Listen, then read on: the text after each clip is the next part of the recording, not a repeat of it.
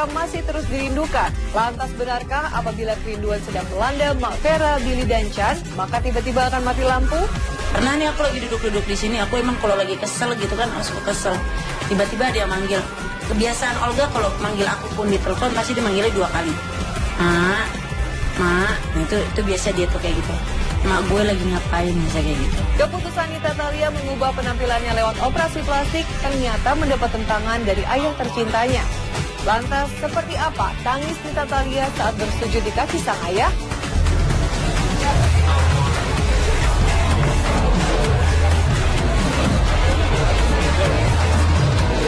Kalau ditanya suka wajah yang dulu apa yang lama? Yang lama dia. So kalau yang lama kan masih mirip wajah bapak. Saksikan liputan selengkapnya hanya di Selebrita Pagi.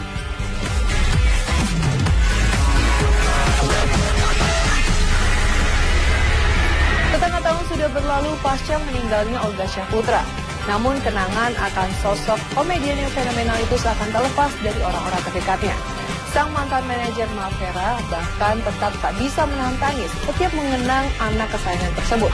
Khususnya soal kontrak mati yang ternyata menjadi kenyataan. Lalu benarkah setiap Mak Vera, Billy, dan Chan teringat akan sosok Olga, maka akan terjadi peristiwa mati lampu?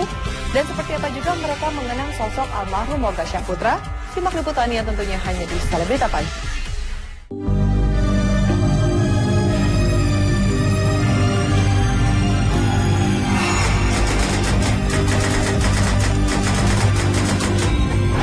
27 Maret 2015, Olga Syahputra pergi untuk selama-lamanya menghadap Sang Khalik. Namun 8 bulan setelah kepergiannya itu, sosok Olga tetap hadir di tengah orang-orang terdekatnya. Selain keluarga, dalam hal ini orang tua dan adik-adiknya,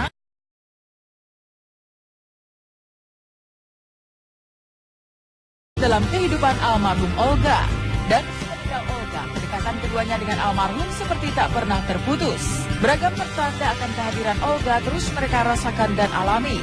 Seperti kejadian mati lampu secara tiba-tiba setiap Chan dan Mak Vera didera rasa rindu, serta mengungkapkan kerinduan mereka pada sosok almarhum. Pagi itu juga pernah lagi tuh wawancara di sini ya. Ada Chan Kelvin. Nah, Chan Kelvin itu setiap ngomongin dia pasti aja mati lampu. Lagi mandi mati lampu. Tiba-tiba di kamar yang biasa tidur Olga nih di dalam sini mati lampu. Untuk nyalanya gara-gara ini lampu kamera. Langsung nyala aja. Langsung tek mati, kan gelap tuh. Langsung mati, langsung tek nyala lagi. Itu pernah kayak gitu. Sih nggak tahu ya wallahu alam. Saya sih emang yang saya alami waktu itu dan kadang-kadang sampai sekarang pun seperti itu. Mungkin nggak tahu ya, entah itu gangguan listrik, entah itu kebetulan aja atau gimana, saya nggak tahu. Yang apa namanya ya, saya rasain waktu itu kayak gitu. Kayak misalkan saya lagi main ke rumahnya Olga, tempat Billy yang sekarang tinggal itu, misalnya saya lagi mandi itu pernah mikirin nih, kan biasanya ini mandi kamar mandi ini ya, lagi mikirin mati lampu. Assalamualaikum, paling gitu aja gitu. Di rumah pun seperti itu dan di beberapa tempat pun seperti itu. Jadi saya berpikir mungkin kebetulan aja sih. Oh, kalau ngomongin masalah Olga, tiba-tiba di rumah atau di kantor Mak Vera lampunya mati. Oh, kalau Bang Billy nanggepinnya ya itu komennya Mak Vera sendiri seperti apa. Kalau Bang Billy ya Allah alam aja lah sebenarnya. Pada intinya balik lagi kita mah cuma anak Allah Subhanahu wa taala yang ngikutin hamba Allah, yes. Hamba Allah lah. Kita hamba Allah, anak Allah, habis kali gue. Kita hamba Allah yang ngikutin ya alur ceritanya kehidupan aja seperti itu. Selaku orang ya, maksudnya kita kan ada percaya ada enggaknya, tergantung orang masing-masing. Kalau Bang Billy nggak bisa menanggapi itu semua. Balik lagi sama Mak Vera seperti apa tanggapan. Kalau Bang Billy ya ikutin aja alur ceritanya kehidupan. Pertanda kehadiran Olga juga dirasakan Bang Billy, Mak Vera, dan Chan Kelvin lewat berbagai pertanda lain, mulai dari suara panggilan kesayangan hingga bentuk kehadiran lainnya. Mereka meyakini kehadiran Olga adalah bentuk kontak batin yang tak terputus antara almarhum dengan orang-orang terdekatnya. Jadi waktu itu Bang Billy treadmill, persis banget di belakang Bang Billy itu kamarnya almarhum Olga. Ketika Bang Billy treadmill itu sebenarnya pintunya ketutup rapat. Pas Bang Billy treadmill lari terus nginget sosok Olga, tiba-tiba pintu kamar belakang yang Bang Billy lagi treadmill letak bunyi gitu dan kebuka gitu lah. Berarti kayak kontak batin gitu sih, kayak itu mah ini aja apa kayak semacam pikiran Bang Billy aja, masa ingat itu mah sebenarnya kalau kayak gitu-gitu ya kalau alam aja lah. Karena nih aku lagi duduk-duduk di sini, aku emang kalau lagi kesel gitu kan, aku suka kesel. Tiba-tiba dia manggil. Kebiasaan Olga kalau manggil aku pun di telepon pasti dimanggilnya 2 kali. Mak, nah, itu biasa dia tuh kayak gitu. Mak gue lagi ngapain bisa kayak gitu. Janobia gitu kalau manggil gitu. Nama akhirnya Mak kan Janobia. Janobia lagi ngapain? Lu lagi enak nggak? Gitu. Mak lagi enak nggak? Yang kayak gitu-gitu. Enggak sih, maksudnya itu juga karena kebetulan aja. Dan waktu itu juga apa ya, selain mati lampu dulu pas Mimi lagi sakit pernah tuh. Jadi saya kan dulu belum dapat supir dan saya masih nyetir sendiri. Saya kan orang yang paling gampang banget ngantuk. Kalau misalkan saya ngantuk lagi nyetir mobil itu saya bisa minggir di jalan tol ataupun dimanapun, kayak di pom bensin gitu. Nah waktu itu saya lagi mau keluar tol Jati Bening tuh. Banget itu lagi nyetir gitu. Ada yang teriak, Chan! Suara Mimi masih gitu. Oh iya, langsung seger gitu. Langsung seger, mungkin dia ya, saya nggak tahu ya. Kembali lagi, wallahu alam. Ya mungkin kalau menurut saya sih ya bentuk kasih sayang dia waktu dia masih sehat ya. Mungkin dia mengasihi teman-teman sekelilingnya, membantu teman sekelilingnya. Cuman waktu beliau dalam keadaan sakit pun ya, mungkin dia bentuk perhatiannya seperti itu.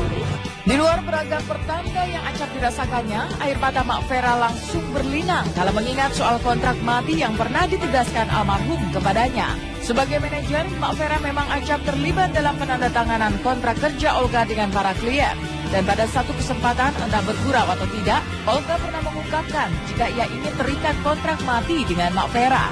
Meski pahit dan sangat menyedihkan, namun pada akhirnya Mak Vera akhirnya benar-benar menjadi orang yang menandatangani surat kematian Olga yang dikeluarkan pihak rumah sakit di Singapura tempat Olga dirawat. Lantas, seperti apa perasaan Mak Vera saat harus menandatangani surat kematian anak kesayangannya itu?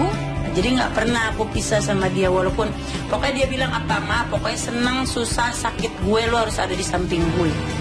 Jadi emak ikutin itu amanatnya almarhum, emak ikutin karena ya susah sih kalau orang sayang kan itu nggak bisa gue sayang tapi nggak dijalanin kan percuma. Ntar disuruh datang alasannya banyak.